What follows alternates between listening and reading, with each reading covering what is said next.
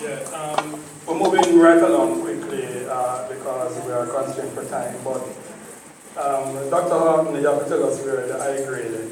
That's where the high grade. But on a serious note, though, mention was made of the products that can be used from produced from marijuana. I know, as a matter of fact, that tomorrow evening, Jamaica's first Ganja company, Medicanja, will be launching about 7 products. Yeah, we'll be launching 7 Ganja products. Dr. Hart made mention of importing Ganja oil for treatment of glaucoma from the United States, when in fact Dr. Manley West, who was here at the university, developed a product from Ganja called Canasol, which was used for glaucoma. And I know that product because my sister used to use it and it helped her glaucoma. And there was also asthma salt, which was developed as well, but it never got a traction for export because of the conventions that surround the use of marijuana worldwide, which Jamaica is also a signatory to as well. But moving along, we're going to look at, from Dr. Knife, we'll be looking at the best avenue, looking at marijuana for our best avenue for social enterprise. And I know question and answer are going to come after, but I want to inject, whenever we have an industry being developed in Jamaica, it always seems to be pushed towards those of higher means, and the man down, the farmers down in Western centers who have been carrying this industry along, even despite the financing from the United States to eradicate the marijuana and the cut and slash it. I remember one time the United States was, they cut funding for eradicating ganja in Jamaica because the government was chopping them down instead of using pesticides and things like that. And now we have a problem. I was talking to somebody recently where we have a problem finding the right seed to grow the variety of ganja that we need in Jamaica to produce products, medicinal and scientific products. The quality of the seeds is less than it was a few years ago because of the eradication and the intermingling of different seeds. But that's a different scenario altogether. So I invite Dr. Knife up here to speak on ganja as a means for social enterprise in Jamaica, and this is looking at the business opportunities and the interlinkages that are available. Knife.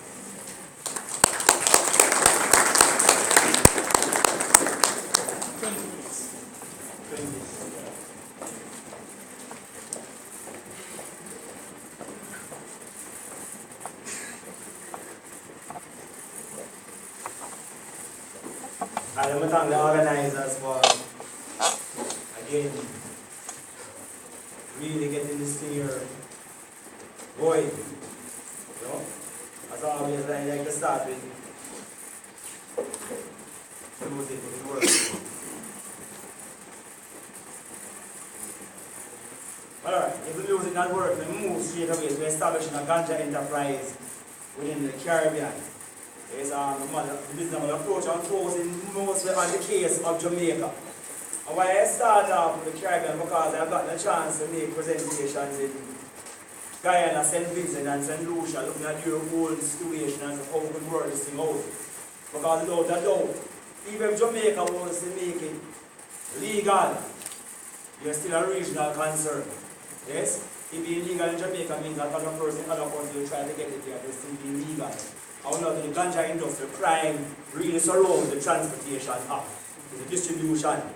So in that situation, you find that the persons who benefit from ganja are persons who are criminals, I mean real criminals.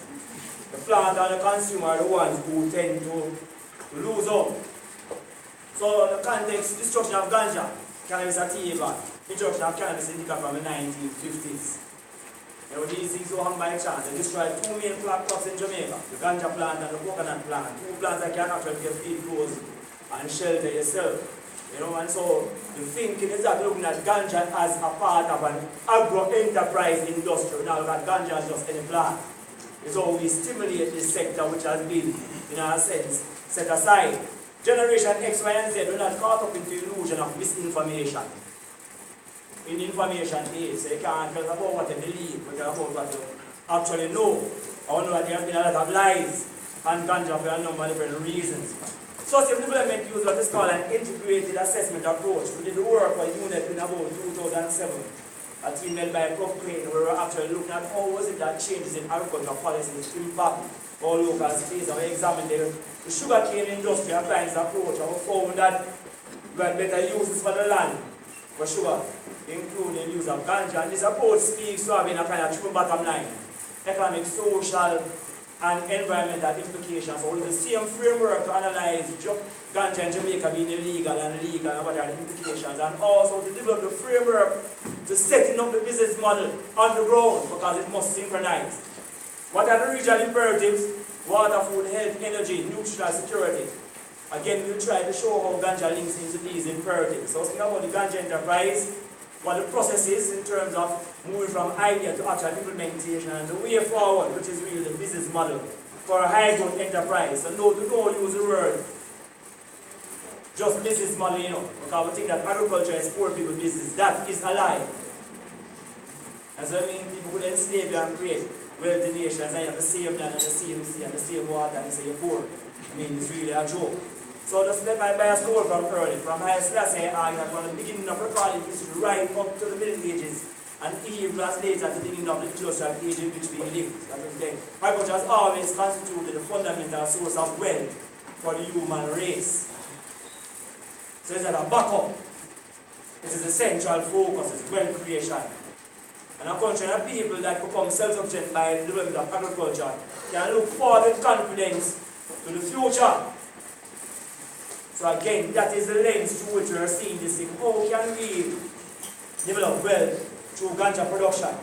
Now, my bias is towards cannabis sativa, and I have a number of reasons for the bias. It's almost oxymoron, we call evidence-based bias. 6 to 9 months, if people know about ganja, it's the sunlight determines the level of THC. Sun, exposure to sun. The longer the plant is exposed, the longer all the cannabis in the plant, and that's what we want.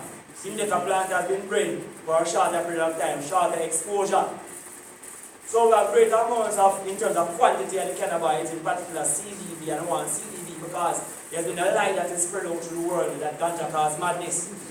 But no, the research showed that the CBD is actually being used to treat psychosis. See?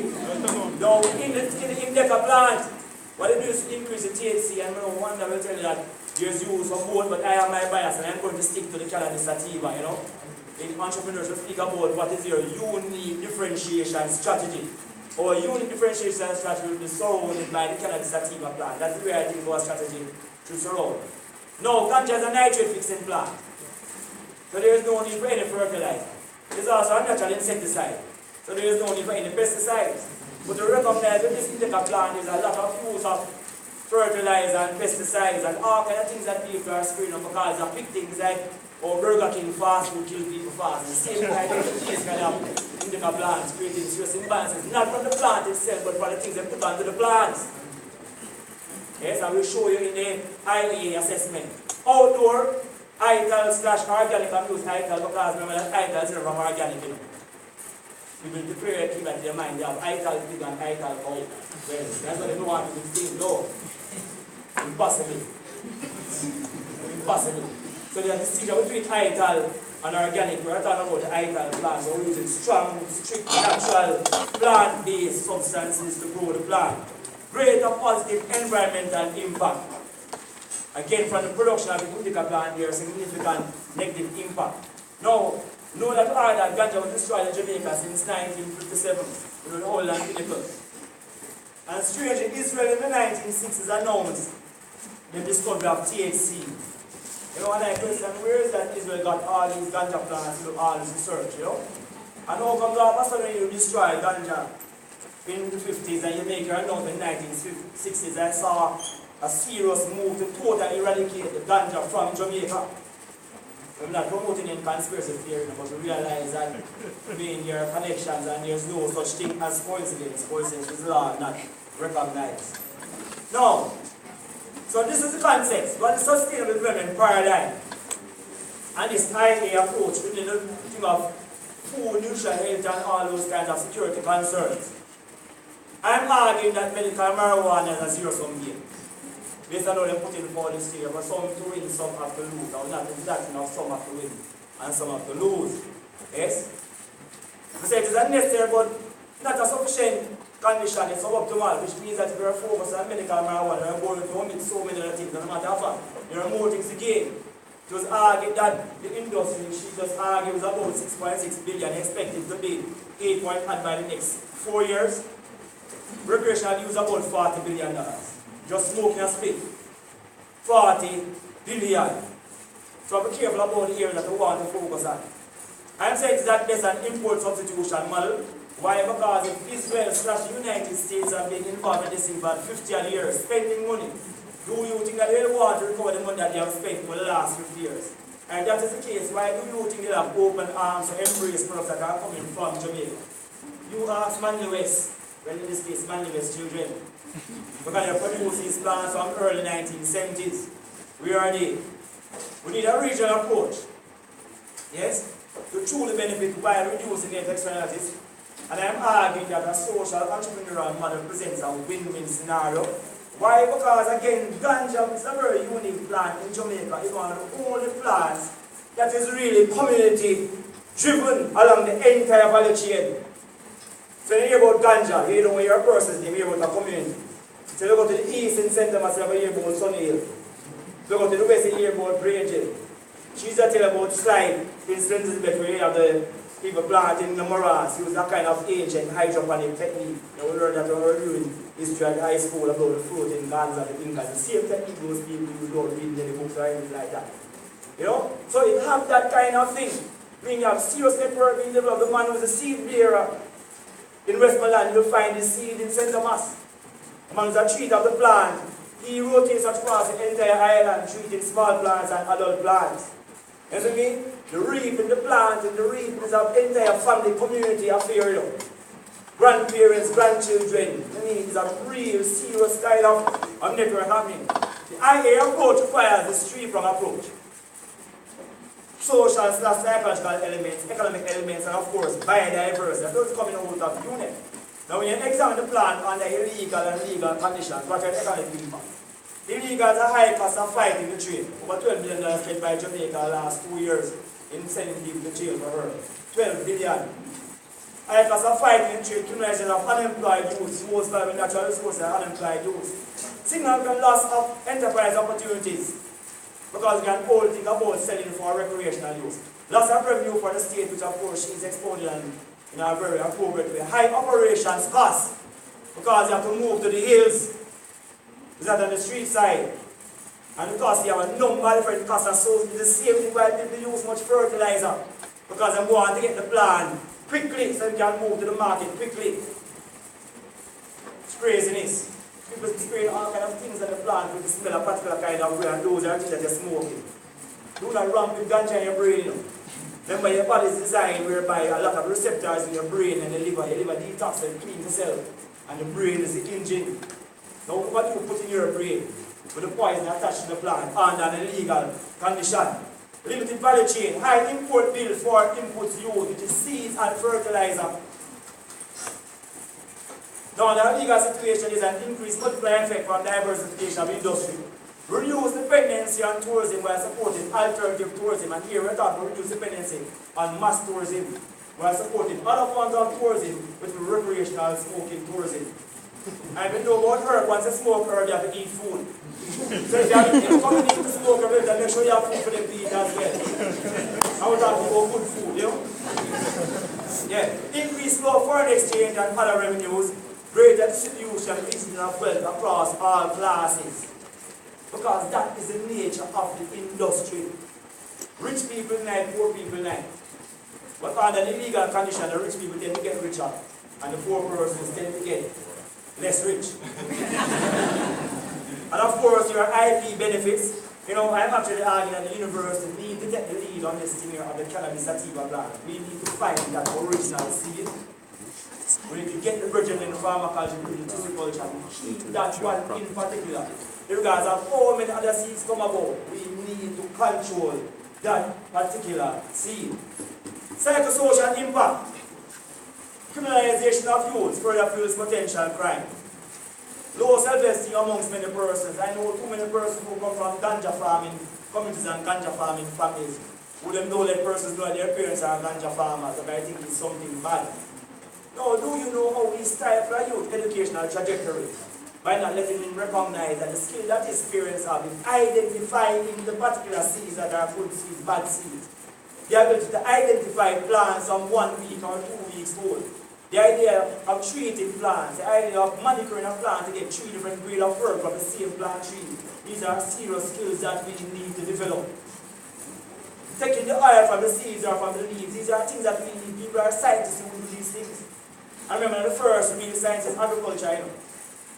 The farmer must know about earth, sea, and sky.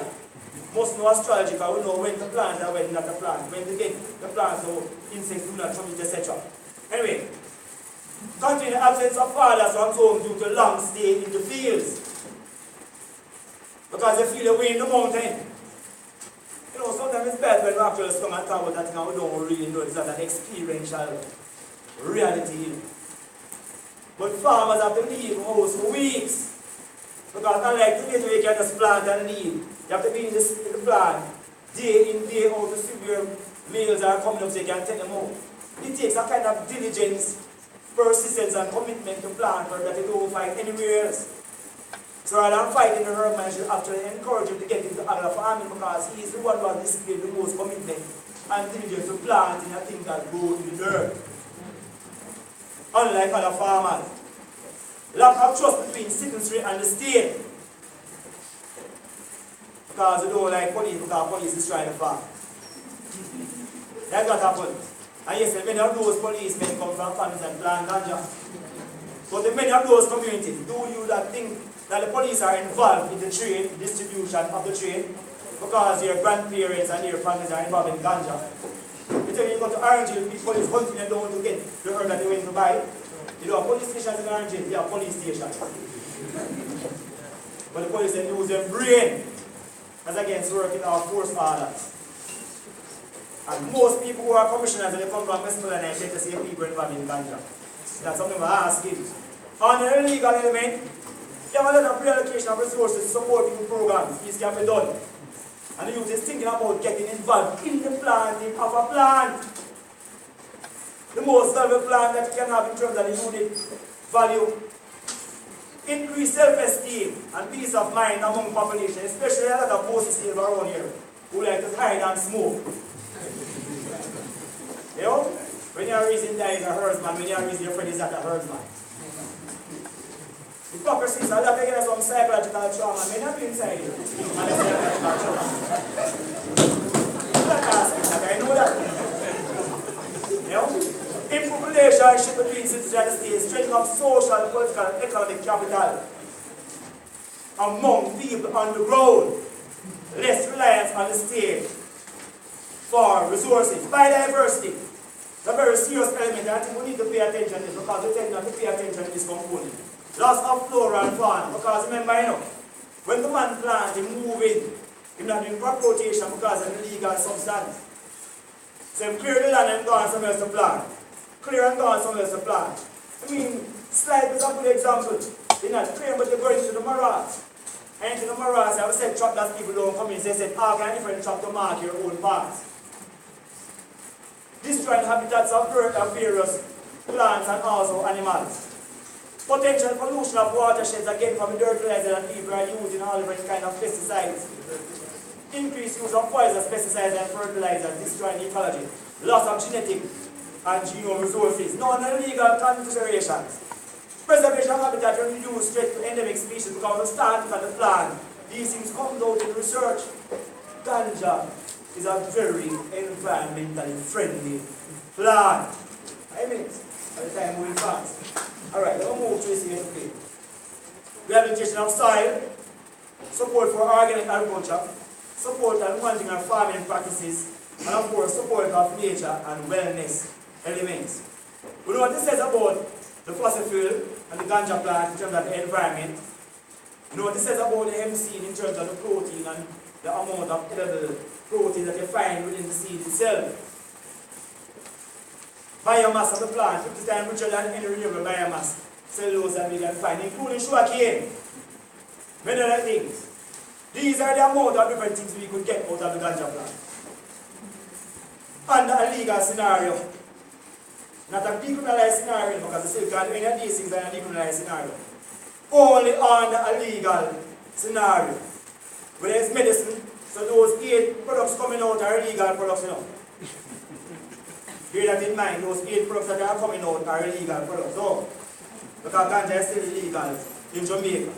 So we're saying, what is entrepreneurship? It's a process of creating value by bringing together a unique set of resources in order to exploit an opportunity. And it's a process that moves from idea to implementation and harvesting. So here's what we're saying. Social enterprises, very clear map onto the IA process. They have a very clear social/environmental mission. You must be generating revenue in an independent way, having something that you're trading, and you're reinvesting this thing into fulfilling the mission. These are the missions that were established by communities. Go to these communities, you're able to plant so you can better themselves and the people as well. So it maps directly onto the IA approach, using what is called a blended value. I was saying this is the framework. You need to have groups that are registered. You need to move to an enterprise development stage. You need research and incubation, which universities should provide. We should inform policies from research, and of course that feeds into our international partnership that we are going to try and create. We have been angel funders. I'm suggesting that we focus directly on the diaspora. Focus on the diaspora as the persons who will come and make big investments in ganja, not just regular people from overseas. They've got no real reason to make the money stay. We want to get impact. That's what to focus on. How do we get the impact? So what is the business model? We need to answer these questions. How will we create value? For whom will we create the value? What is our internal source of advantage? How do we differentiate ourselves from anybody else? Again, emphasize the cannabis sativa plan. How will the sector sustain its operation, time, scope, size, and missions? Here I'm saying, if you look at the lines in red, we can focus a lot on products. Whether the plant is still for things that you use the plant in a new kind of nutraceutical way. Some might be standardized, regular planting might be customized for medical marijuana. We have a number of different variety of plants that we could look at, and there's depth as well. Most of these things are done internally. We have direct distribution as well as indirect distribution. Few plants you can map along a process like this in that kind of way. Who creating value for local, regional, national, international, everybody wants a plan. So if people are upstream and downstream, first want to use that input, first want to use as a final product. We have broad markets, we also have niche markets, because medical marijuana is a niche market. We look at it that kind of way. With recreational use. We're building day-to-day transactions, we're also building relations. Internal source of advantage. With our production techniques, yes, we are naturally endowed with high level and highlands. Natural sunlight, those are the two major conditions to grow in this plant in the best way, the highland and the sunlight. We have really good established supply chain management. We just need to formalize these things. Don't think that we're going to do any miracle for ganja people. It's the most sophisticated agriculture sector in Jamaica. Most organized. It's not trying something. They have been doing these things for years, for decades. Who do we create value for? Internal source of advantage to move to that already. How do we differentiate ourselves? Operational excellence, consistency and dependability. Low cost efficiency, as she's as highlighted, I'm going to wrap up at this point in time. How do we make money? High volumes, medium margin. It's not something where because you have a lot of you have to sell at a very low price. The quality under legal consideration, while the price might fall slightly, the reality is that the quality will improve as the price will remain stable. The better the quality, the bigger the market we can break into. And finally, what's our time, scope, size, ambition? We are looking at high growth models, we're not looking at subsistence, we're not trying to do a thing. We're not looking at trying to generate lifestyle incomes. We're really looking at what we call wealth creation. We're not into this sharecropping approach that people are speaking about. Enslavement has ended, my brethren.